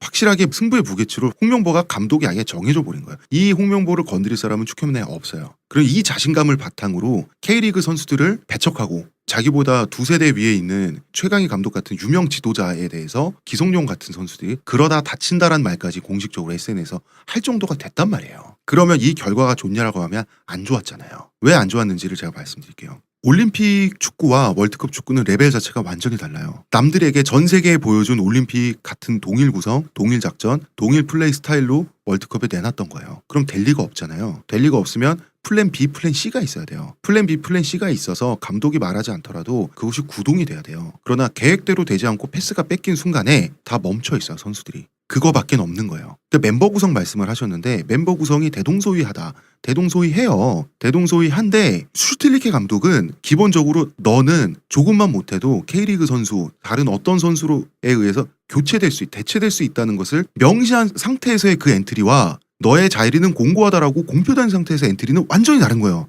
수행을 하는 것이. 비정규직과 정규직의 차이구만. 맞습니다. 비정규직이에요 지금. 슈틸리케 호는. 그런데 여러분 국가대표는 다 비정규입니다. 원래. 그렇죠. 원래 비정규직. 네. 자기 팀에서 정규직인 거지 프로팀에서 국가대표팀이라고 하는 건 비정규 모임이에요. 비정규 원래. 명예직인 거잖아. 내가 늘 강조하는 거 명예직이라니까 이거는. 그리고 이런 것도 있습니다. 축구 엔트리 23명이에요. 23명을 놓고 보면 대동소이 할지라도 실제 누가 기용되는가를 보면 상당히 달라요. 예를 들어서 오늘 시합에는 11명이 나가고 내일 시합에는 다른 11명이 나가는 게 아니라 그중에 한두 명 바뀌잖아. 그죠? 그러니까 보통 그 23명 중에 한 2명 정도는 교체 카드고 보통 한 10명 정도는 대체품이 스페어 타이어 같은 거 개념으로 데리고 다니는 멤버라고. 벤치 워머. 그렇죠. 다쳤을 때 내보내는 선수예요. 이 선수들은 대체로. 그렇기 때문에 이 선수들을 어떻게 운용하는가의 차이를 보면 23명 엔트리를 봤을 때랑은 판이하게 달라요. 그런 부분도 분명히 존재한다는 사실. 그래서 저는 따지고 보면 저는 이렇게 묻고 싶은 거예요. 그럼 멤버 구성이 거기서 거긴데 왜 뭐라고 하냐. 그럼 그 같은 멤버 구성으로 홍명보는 전체 그 국가대표팀 만났을 때 전체 승률이 20%대예요. 2할 때 승률이란 말이야. 역대 최악의 승률이에요. 슈틸리케 감독은 지금까지 역대 최고 승률이에요. 그러면은 같은 멤버로 그렇게 바뀔 수 있냐라고 하는 것은 그것은 감독의 힘이 맞는 거죠. 왜냐하면 이 선수들이 청소년기 때 지금 이렇게 된 게 아니라 성인이 된 지 오래인 선수들이 충분한 시간이 지난 선수들이 감독이 바뀐 후에 갑자기 좋은 성적을 내기 시작했다는 거. 그러면 홍명보가 만들어 놓은 것을 슈틸리케 감독이 공짜로 가져갔다라고 생각하는 건 오류죠. 엔트리 멤버는 비슷하다고 할지라도 그 안에서 기용하는 거는 의리가 작용했는데 슈틸리케 감독에 와서는 그 의리가 작용하지 않았다. 슈틸리케 이 감독은 얘기이신가요? 의리를 생각할 필요가 하나도 없죠. 그러니까요. 이영만리에서 날아온 사람인데. 그러니까 그리고, 비슷하다고 예, 엔트리가 비슷하다고 해도 기용하는데 그 쓰는데 문제가 다르다. 그렇습니다. 이 그래서 말씀이시잖아요. 축협이 왜 슈틸리케 감독을 찾아가서 맡아달라고 이렇게 했냐 하면 왜 외국 감독, 우리와 전혀 상관없는 외국 감독을 원했냐 하면 이런 거죠. 아까 말씀드린 청소년기 때부터 한 지도자, 같은 선수들, 이런 선수들이 합을 맞춰서 견고하게 뭉친 성인 대표팀까지 성장한다. 이 큰 그림을 그렸었다가 이것이 실패된 걸 확인한 순간 다음 대안이 없는 거예요. 그러면 히딩크처럼 밑도 끝도 없이 하늘에서 데우스 엑스 마키나가 와가지고 다 뜯어 고치는 수밖에 없는 거예요 지금. 그러려면 인맥이고 뭐고 아무런 상관도 없이 정권을 주는 수밖에 없는 거예요. 히딩크도 급해서 데려왔잖아. 한일 월드컵 하는데 홈그라운드에서 성적 안 나오면 안 되니까. 지금은 히딩크의 유산이 완전히 끝난 상태에서 뭐가 없는 상태에서 지금은 완전히 허허벌판이 될 것 같다는 이 공포에서 슈틸리케를 데려왔다고요. 그래서 슈틸리케 호의 공식 슬로건이 Time for Change예요. 이거는 축협에서 만든 슬로건이에요. 그러니까 이제 어쨌든 정리를 하면 인맥을 뭘로 보느냐, 인맥을 그렇죠. 어떤 기준으로 판단하느냐. 네. 그러니까 인맥이냐 아니냐를 논하기 이전에 무엇을 인맥이라고 할 것이냐는 거죠. 그러니까 영화 감독이 잘 맨날 같이 술 먹는 영화 배우가 있다 이거지. 네. 그래서 걔가 또 그 영화에 계속 나온다 이거지. 근데 그 영화가 나와서 잘 될 수도 있고 그 배우 때문에 욕먹을 수도 있잖아. 그 배우만 그렇죠. 갈면 이 감독은 잘 되는데 어. 끝까지 쓸 수도 있고 혹은 새로 알게 된 그냥 누가 추천해준 배우를 다른 쓸 배우? 수도 있고 네. 근데 그 사람이 다른 배우도 쓸 수 있고 다른 배우랑 주전을 할 수도 있다 하다 보니까 이 사람이 열심히 하는 것과 그 너는 어쨌든 저 감독님 꾸준히 써준다 하기 때문에 그냥 그 너는 그냥 감독님과 늘 꽂힌 아이. 그냥 그새 감독님과 계속 술 먹으려고만 한다. 음. 다른 데 가서 연극하고 뭐 이렇게 연습하고 그러지 않고 요런 차이인가? 술만 먹으면. 어쨌든 감독님과 그 감독님이 또 끝까지 또 보장을 해주다 보니까 자기도 그러니까 뭐 그걸 의도라고 보기보다는 약간 너무 악마하는 것 같고 자기도 모르게 나태해진다가 맞겠네요. 그리고 째마리님이 굉장히 흥미로운 말씀을 해주셨는데 대한축구협회 축협은 굉장히 유능한 집단이다 이런 말씀하셨는데 맞아요. 축협은 유능한 집단이고 재정 건성성이 우리나라 스포츠 통틀어서 가장 뛰어난 집단이에요. 그러나 조직을 굴리는 수익을 창출하고 재정 건전성을 유지하는 유능함과 그 집단의 도덕성은 별개의 문제예요. 그렇다는 거. 그 다음에 또 이런 말씀하셨어요. 한국 축구는 한국인들에게 과분하다. 이런 말씀하셨는데 아시아 최고인데 맨날 욕 먹으니까 청취자 여러분, 영국 축구도 영국인들에게 과분합니다. 이거는 그러니까 축구는 도덕이 아니잖아요. 도덕이나 당위가 아니라 그냥 현상이잖아요. 저는 그렇게 생각을 한다는 거죠. 그때 나는 저기 홍 작가랑 이런 얘기를 좀 사석에서 네. 한 적이 있는데 제가 뭘 물어봤냐면 내가 보기에 축구를 모르는 내가 좋아하지 않는 내가 보기에 축구라는 문화가 약간은 좀 폭력적이고 야만적이지 않냐. 근데 맞다 그랬거든. 축구 자체가 그렇지 않나요? 좀. 좀 그러니까 국가주의라든가 내셔널리즘이라든가 이런 것이 좀 과도하게 들어가서 네.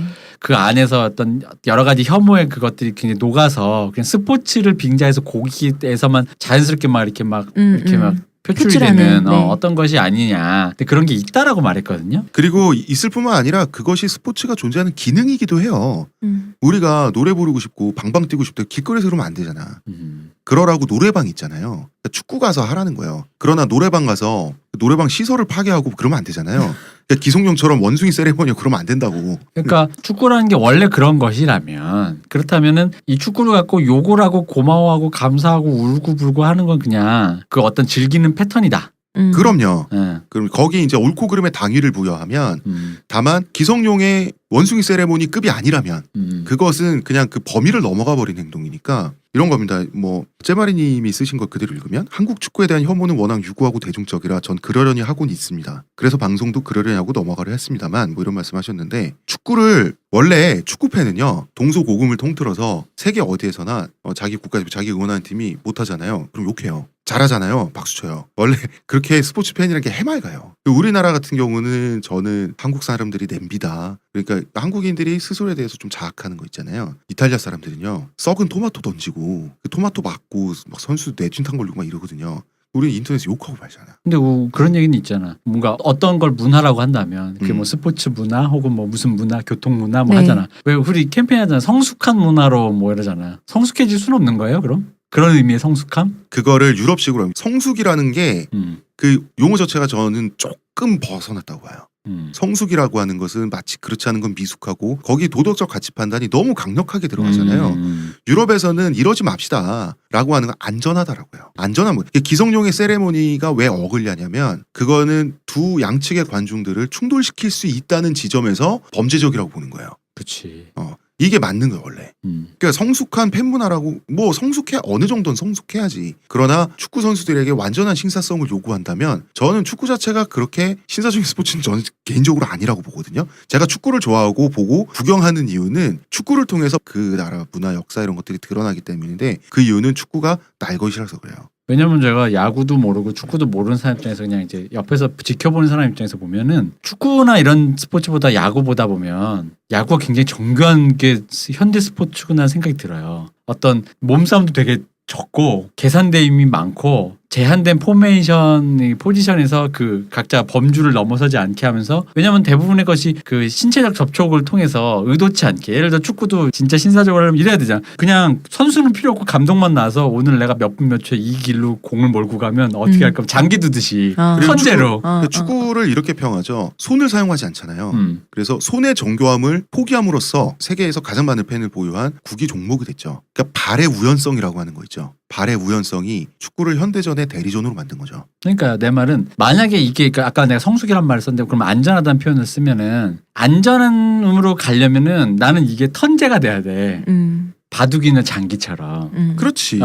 그러면 그거는 난타전이 아니라. 그렇지. 그 랜덤하게 서로가 운이 좋고 실력만 좋으면 100번이고 1000번이 공격할 수 있고 한 번도 공격의 기회를 못 잡는 이런 공평성이 아니라 근데 그러면 이제 그것을 안전함의 카테고리로 가둘 수 있겠죠. 근데 과연 나는 그러니까 축구가 그런 것인가. 그래서 보통 이제 그 테니스, 배드민턴 이렇게 넘기는 스포츠 있죠. 네, 넘기는 턴제가 있는 스포츠들, 턴제 그거를 이제 신사들의 스포츠라 그러고 실제 이런 코트에서 운동하는 선수들이 보통 통상적으로 더 매너가 있기도 해요. 왜냐면 사람들이. 또 걔와 나는 신체적으로 붙을 일이 없어요. 네. 공만 그러니까. 왔다 갔다 하니까. 그래서 옛날부터 원래 그 테니스도 왕실에서 하던 거잖아요. 영국 왕실에서. 그렇죠. 그러니까 그렇게 생각을 해볼 수가 있을 것 같아요. 왜냐면은 그러니까 째마리님은 제 생각에는 그냥 어떤 그 한국 축구에 대한 애정과 그리고 그 정도도 굉장히 충분하니 박수 쳐줄 만하다라는 생각을 하시는 것 같고 근데 다른 사람들이 욕하면서 즐기는 것도 어떤 하나의 문화다라고 지금 홍 작가님은 이제 말씀하시는 거잖아요.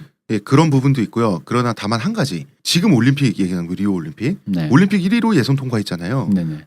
이런 해도 말도 안 되는 이유로 비난하는 걸 보고 있자니 부하가 치밀어서 여기서라도 한풀이하게 되네요. 라고 이제 말씀을 하셨는데 이번에 마지막 멕시코 상대로 침대 축구했다고 막 욕하잖아요. 네. 근데 이거는 우리나라 사람들의 너무 지나친 자기 검열이 맞아요. 그걸 침대 축구라 그러면 축구에서 이기고 있어요. 상대방이 우리보다 더 강팀이야. 전후반 통틀어서 우리보다 경기력이 더 좋았어요. 근데 운 좋게 우리가 1대0으로 이기고 있단 말이에요. 근데 지금 종료까지 한 2분 3분 남았고 쟤네는 미친듯이 공격하고 있어요. 이럴 때 시간을 끌려고 하는 거는 이거는 매너 문제가 아니라 이럴 때 시간을 끌려고 하지 않는 팀이 존재하나요? 그건 근데 그건 전술의 문제인 전술이잖아. 거니까요. 당연하지. 그런데 우리나라 애들이 들어 누웠다 이거예요. 근데 중동 침대 축구에 우리가 많이 당했잖아요. 그동안 유명하죠. 올림픽 월드컵 예선할 때 침대 축구 자체가 그 공격이 아니고 수비 위주로 하는 걸 말씀하시는 거죠. 침대 축구는 뭐냐면 그냥 선수가 쓰러져서 안 일어나는 거예요. 뭐 이렇게 툭 건드렸는데도 이렇게 쓰러져서. 그러면 어쨌든 심판이 봐줘야 되고 와서 들 것이 와야 되고 그래서 시간 끄는 걸 말하는 거예요. 근데 중동은 왜 침대 축구를 그러냐면 중동 선수들은 바람 후 불었는데 너무 아니 그 이기거나 비극이 있는 상태에서 우리가 맹렬하게 이제 시간 없을 때 막 공격할 때 뭐 3분 5분 막 이렇게 남아요. 그러면은 중동 선수들은 공기에 맞고 쓰러져요. 그냥 염력에 쓰러져요. 중동 장풍에. 그러면 들것에 실려 나갔다가 다시 들어와요. 이제 괜찮아졌습니다. 잠깐 빈혈이 있었나 보네요. 이러면서 그럼 다시 휘슬을 삑 울리면 한 3초 있다가 옆에서 다른 선수가 이렇게 픽 쓰러져요. 이걸 침대 축구라 그러는 거예요. 근데 우리는 어떻게 했냐면 무슨 김현중 축구인데. 우리는 적어도 멕시코 선수들하고 부딪힌 다음에 쓰러졌어. 물론 그건 일부러 쓰러진 게 맞아요. 그러나 축구에서 보면 조금만 부딪히거나 얼굴 쪽으로 손이 오거나 이래도 심판에게 어필을 하기 위해서 되게 아픈 척하면서 떼굴떼굴 구르잖아. 네, 이거는 전 세계 축구의 거. 지금 보편적인 현상인데 시합의 일부인데 마지막에 우리가 약간 우리의 축구의 모습으로부터 중동의 침대 축구가 다소 연상됐다는 이유만으로 도덕적으로 우리 조 1위로 예선을 통과한 선수들을 몰아붙이는 거는 저는 이거는 지나친 자기 검열이자 자학이다. 근데 난 아까 요거는 홍 작가가 째마리님의 생각과 같습니다. 네. 말한 걸로 보자면 그냥 그것도 문화 아니에요? 그렇죠. 그러니까 이게 아까 우리 그 얘기했던 WC 결승전 마지막에 이치로를 상대로 임창영이 승부를 거냐 마느냐의 문제에서 네. 해도 욕먹고 안 해도 욕먹고 했는데 이치로를 이겼으면 욕 안 먹는 거 영웅되는 거고 감독의 신호를 무시하고 던졌지만 나는 승부에서 이겼다가 되는 그 길을 했다는 거고 처맞았으면 뭐 그냥 뭐 감독의 신호를 무시했다는 거고 또 그래서 걸렸으면 또 그냥 이렇게 승부를 포기하고 이렇게 비열하게 이기려고 한다 뭐 이것도 전술이다 이런 그의 선택이 옳았다 뭐 이렇게 됐겠죠. 뭐 이렇게 됐겠지. 그러니까 반칙이 이겼으면. 아닌 한 심판의 제재를 유발하지 않는 한 최대한 할 수 있는 것을 한다. 그러니까 라고 그거 하는 자체가 진짜 전술이니까. 한다라는 건데 그런 차원에서 우리 선수들이 잘못하거나 뭐 부끄럽다거나 그런 그러니까 나는 그런 행동은 하지 않았어요. 잘못했다라는 게 아니라 그러므로 침대 축구가 연상됐고 그러니까 왜 더 한 번 더 강렬하게 못해서 1대0이 아니라 2대0으로 만들지는 않았어라고 말할 수는 있다라고 난 또 봐요. 그러니까 그게 문화라면. 그것도 그것도 예. 왜 못해? 왜 한국 축구 왜 못해? 태권도 축구 해가지고 2대0, 3대0에서 쟤들을 침대로 눕혀버려야지. 왜 니들이 누워? 이럴 수 있지. 예. 그러니까 그런 팬 문화를 미성숙하다고 하면서 도덕적으로 비판을 하고 성숙할 것을 주문하면서 훈육하고 싶어 한다면 바둑보라 그래야 돼요. 그러니까 내가 바둑 팬들이 실제로 서로에게 가장 신사적일 수밖에 없는 스포츠가 바둑이잖아요. 말도 안 하고 두니까. 이건 말조차도 안 해. 실제로 바둑 팬들이 가장 신사적이에요. 가장 지적이고. 그렇죠. 그러니까 턴제가 있는 경우로 가는 수밖에 나는 없다고 보고 그 이제 그 문화를 어떻게 용인하냐. 근데 아까도 얘기했지만 안전하냐 안 안전하냐, 범죄네 아니냐. 그리고 한 가지 더 분명히 말씀드리겠습니다. 한국의 스포츠 팬 문화 있죠. 네. 국가대표 축구팀을 바라보는 뭐 전국민적인 시선을 포함해서 프로야구 뭐 여러 가지 K리그 구기 종목을 대하는 한국의 스포츠 팬 문화는 굉장히 양순한 편입니다. 세계적인 기준으로 굉장히 양순한 편입니다. 대한민국 국민이 좀 양순하지 않나요? 네. 우리가 느끼기에 뭐 맨날 성질내고 욕이나 하고 어린 국가대표 선수들 그 칭찬은 못 해줄 망정 냄비 근성 이거 우리가 이렇게 자학을 하는데 굉장히 양순하고요. 굉장히 질서 잘 지키고요. 굉장히 폭력적이지 않습니다. 축구를 이 정도로 대하는 거는 굉장한 신사성이에요. 요 정도밖에 실수를 하지 않는다는 거는 대중이 저는 오히려 거시적으로 보면 이렇게 생각해요. 영국, 중국 어느 선진국이 우리나라보다 더 신사적인 나라가 있나요? 축구 팬들이 없어요. 그렇군요. 축구 팬들이 옛날에 K리그에서 막 욕하고 와이프 욕하고 막 그랬었잖아요. 남미 같은 경우는 자사골 넣잖아요. 우리나라 선수가 자사골 넣는다고 암살당하겠어요? 맞아 암살당. 그 왜 남미에 천주교와 토속 그 인디오 신앙이 결합된 성직자는 아닌데 일테면 이런 거예요. 시골에 우리나라에 의사 선생님이 없는 동네에는 약사 아줌마들이 왜 살인의 추억에 나오잖아요. 예, 약사 아줌마들이 그 의사 역할도 하고 막 이러잖아요. 그래서 천주교 교구 그 성당이 따로 없는 오지 같은 데서는 남미에서는 천주교 성인들을 모셔놓고 천주교 의식을 베풀어주는 사설 무당이 있어요. 이 무당들이 여자들이 많은데요. 예를 들어서 콜롬비아나 과테말라 이런 나라들 그런 남미의 현지화된 천주교 국가들에서 잘못하는 선수가 나온다. 저주하죠. 저주해요. 살을 날려요. 살 날리고 우리 예를 들어서 살을 날려요. 정성용이 그 골 많이 먹었잖아요. 막을 수 있는 골 그 저번 월드컵 때 많이 먹었는데 그렇다고 정성용에게 살을 날리는 구슬하고 우리나라 국민들이 그러니까 나는 그러면 하나 질문이 생기는 거예요. 얘기를 듣다 보니까 그러니까 성숙 미성숙 얘기 때문에 이제 머릿속에 생각이 난 건데 아까 성숙 미성숙이라는 얘기를 왜냐면 그 성숙 미성숙보다 이제 우리가 어쨌든 간에 지향하고 극복해야 될 그리고 지향해야 될 가치적인 측면에서 우리가 이제 폭력적이거나 타인을 힐난하거나 어떤 그런 것을 지양하고 우리가 좀 더 매너 있고 무언가 이제 타인에게 해를 끼치지 않는다라는 전제하에서 이렇게 어떻게 나가려고 하는 진보적 방향이라는 게 있는 건데 그러니까 그렇다면 이 축구에도 그러한 방향으로 가야 하는 것인가 이건 이대로 놔둬도 되는 것인가에 대한 얘기인 거죠. 지금 대표님 질문 자체가 당위잖아요. 무엇이 옳은가?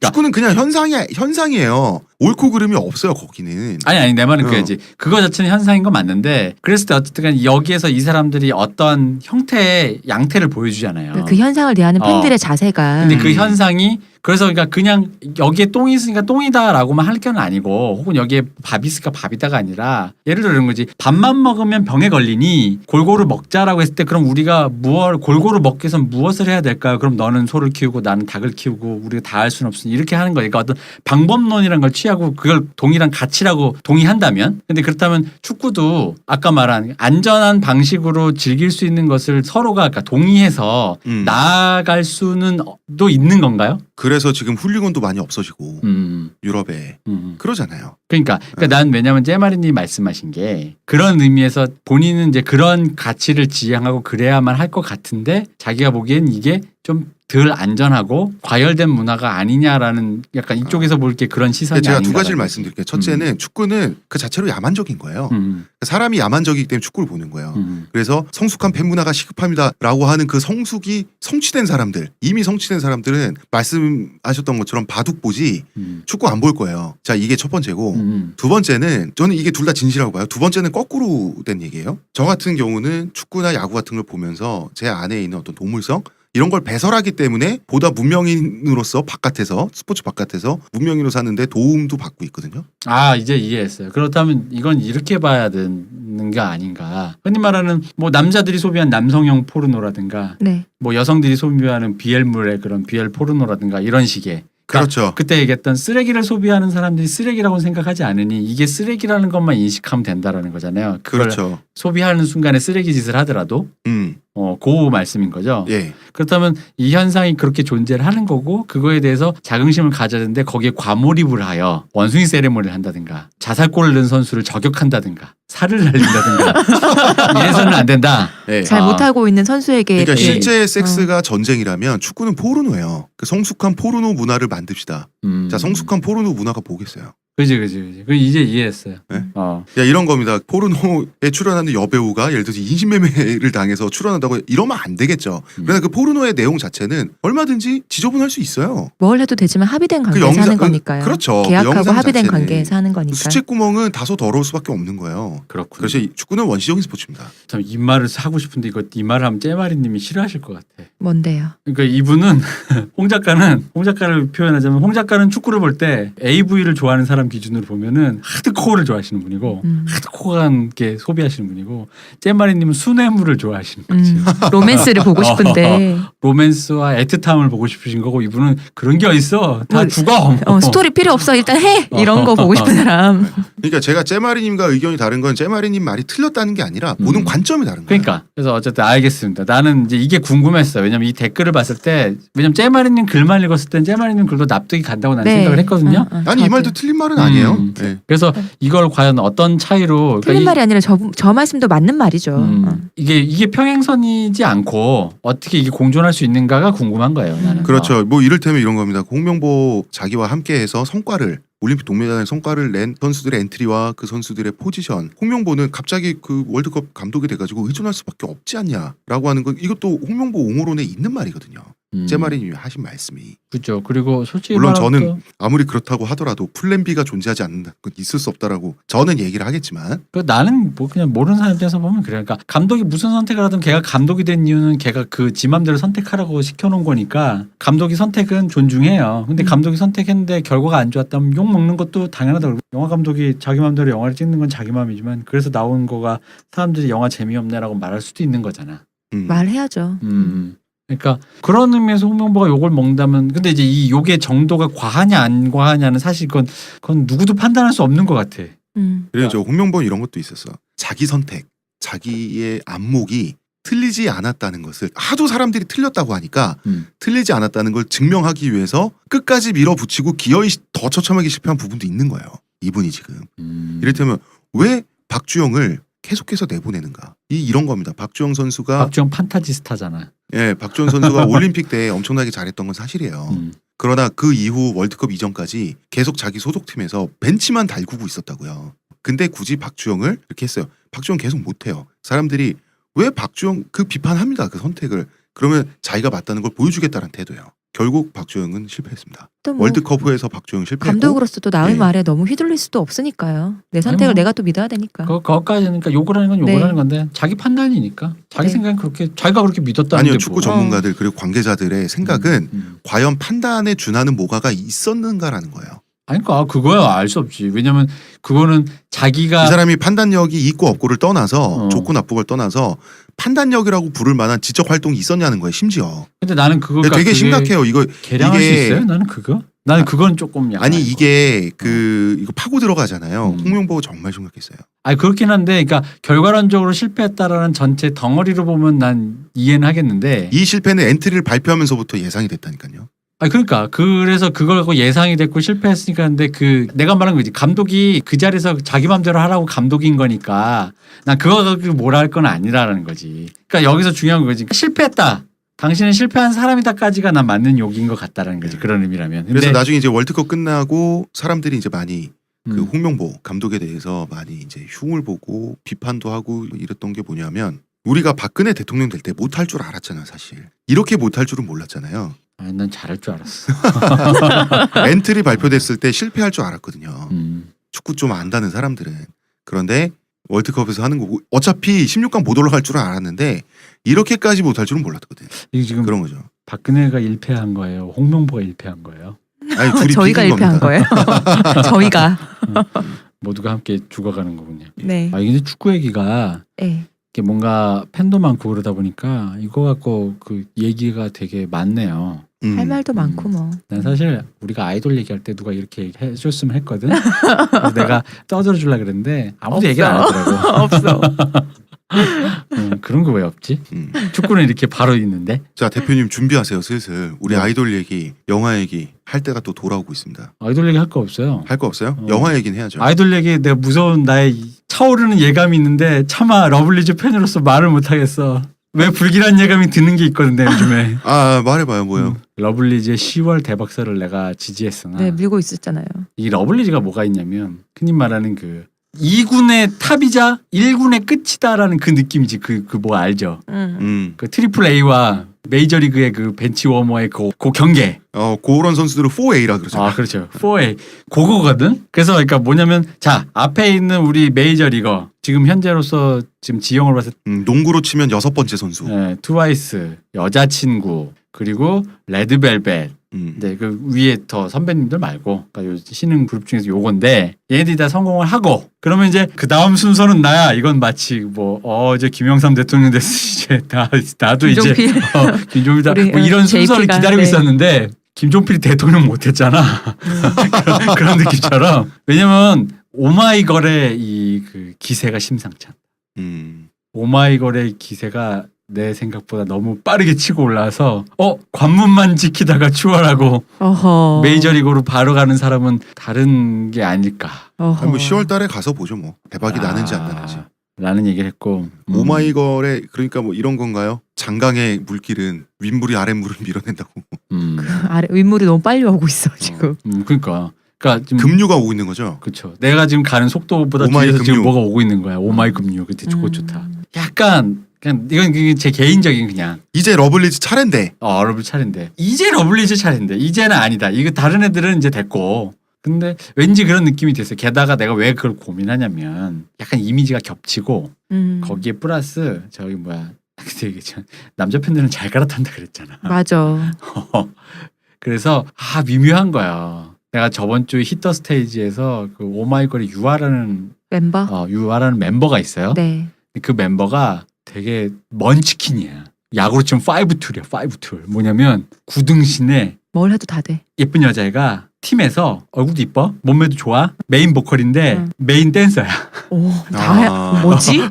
그러니까 얼굴, 뭐지? 보컬, 댄스, 키, 비율. 그리고 엄청 리액션도 좋아서 엄청 귀여운 거야. 그래가지고 나는 걔가 그렇게 춤을 잘 추는 줄 모르는데 왜 메인 댄서지? 그렇게 춤을 잘 추는데 원래 팀이 그렇게 그러지 않은데 저번 주 히터 스테이지에 걔 나온 거예요. 피처링으로. 근데 거긴 무용만 그 춤만 추는 데거든. 근데 네. 제가 춤을 잘 추나? 엄청 잘 추는 거여서 제일 뭐지? 그랬더니 세종대 무용과라는 거야. 그래서 얘는 흔히 말하는 5툴입니다. 5툴. 그래서 어허. 거기에 귀여운 그 어떤 남성에게 어필할 수 있는. 네. 아니 뭐 걸고- 6툴, 7툴인데 지금 이거? 그래가지고 보다가 내가 그 친구가 그 정도 스탯인지를 모르고도 오마이걸 위험하다라는 생각을 했는데 러블리즈에게 위협인데는데 이걸 보는 순간 왜 내가 이 말을 하냐면 솔직히 고백하자면 지금 솔직히 러블리즈의 목표는 트와이스를 이기겠다 이 레벨이 아니잖아요. 그렇습니다. 1군에 소속되겠다잖아요. 그렇습니다. 근데 이제 그거 맞아. 왜냐면 내가 나는 그거 맞아 지금 안 되는. 내 마음이 유아에게 흔들리는 걸 느꼈기 때문이야. 솔직히 말하면 원졸자 같으니. 갈 때가 뒤라고. 내가 마음이 심쿵하더라고. 그게 너무 멋있더라니까. 너무 멋있어가지고 이거 뭐 이렇게 심쿵하지? 걸그룹 팬덤의 이완용 같으니. 그렇습니다. 이완기호 대표님 대표님. 러블리즈 제일 좋아하는 멤버 누구였죠? 나 러블리즈요? 네. 나 러블리즈는 우리 K 좋아하지. 우리 K가 그래서 저기 우리 K? 우리 K지. 우리 꼭 K. 당신은 우리 미나잖아. 어. 뭘. 전 그런 말 안 합니다. 미나 히터 스테이지 나오는데 우리 방송에서 했었어요. 우리미나라고. 우리 지원 씨라고 했겠지. 아니에요. 어쨌든 우리 꽃케이는 저기 걸스피릿이라고 걸그룹 메인 보컬끼리 노래 부르는 프로에 나오는데 네. 이번 주에 야생화를 불렀어요. 저번 주에. 네, 그걸 보고 내 기준에선 조금 아쉬웠지만 근데 뭐 그 레벨 그 데뷔 2년 차에 그 정도 실력이면 그거 아세요? 아이돌계 메인 보컬은 항상 팬덤끼리 대전하는 게 있어요. 3차 대전처럼. 뭐라 그런지 알아요? 봉콩 대전이라고. 봉콩 대전. 봉콩 대전? 봉은 누군지 알겠는데. 봉은 누구게? 아이유? 그렇지. 봉은 신봉선. 봉선이니까. 봉선 씨. 콩은 뭐 누군지 알아요? 콩은 콩은 태연이거든. 태연? 태연에 대한 PC하지 않은 별명은 전라콩이거든. 전라콩? 걔가 웃을 때 콩콩콩 웃는데 걔가 전라도 애라 가지고 전라도 애다 이거야. 그래서 옳지 않은 DC에서 정말. 붙인 별명이 전라콩인데 그래서 이 태연 미친놈들 팬이랑 진짜. 아이유 팬이 싸우면 왜냐면 이게 영원한 떡밥이거든. 뭐냐면 아이돌계에서 가장 노래 잘하는 여가수 양대 솔로로 섰을 때 거리낌 없는 양대 여가수가 됐다 보니까 누가 더 잘하나라는 걸로 팬이 붙어요. 이게 봉콩 대전이야. 야구에 엘 꼴라시코가 있어. 그치 뭐 그런 거야. 엘 클라시코나 엘 꼴라시코 같은 바로 그런 겁니다. 네. 그래서 가끔씩 팬들이 붙고 여기에 이제 어떤 팬덤이 지원해 주냐에 따라 뭐 프로듀스 원어원 갤러들을 지옥 갔다고 해서 푸쿠시마라 그러는데 걔네들이 온다든가 뭐 그런 거야. 네. 근데 얘가 그런 내가 좋아하는 그런 느낌이거든. 그래서 내가 이 노래를 잘하니까. 오마이 금류가 러블리즈를 추월할지 러블리즈가 1군에 택도 없다 그래도 하면서 1군으로 올라갈지 1군 턱걸이에 성공을 할지 두고 보고요. 10월을 지켜보자. 1부는 여기까지 하도록 하겠습니다. 네. 예, 도지원두님 사랑합니다. 근데 내 마음이 내가 왜 그랬냐면은 그거였어. 그 왜 내가 사랑하는 마누라가 있는데 어떤 사람을 보고 왜 마음이 심쿵하는 순간 있잖아. 있죠. 있을 수 뭔지 있죠. 알죠? 왜 자기 여자친구 있는데 그렇죠. 아니 왜 걸그룹과 상상 결혼을 하세요? 그런 아니 예를 들자면 예를 들자면 난 이쪽에 의리를 지키고 싶어. 그 당위를 갖고 있는데 이상하게 나를 흔들어. 자꾸 저쪽으로 이렇게 마음이 쏠려. 그거를 느꼈다는 거지. 진짜 위험한 그룹이군요. 게다가 너무 이번 노래가 잘 됐더라고. 잘 빠졌구나. 두고 보시죠. 우리 뭐. 윤상님 아직 믿어보죠. 시월은 뭐. 남았습니다. 네. 네, 난 왠지 윤상씨 오발걸을 갈아탈 것 같아. 믿어보죠. 네, 알겠습니다. 여기까지 합시다. 여기까지 네. 하고요. 저희는 내일 한국 기독교를 주제로 가지고 다시 찾아뵙겠습니다. 감사합니다. 내일 뵙겠습니다. 네.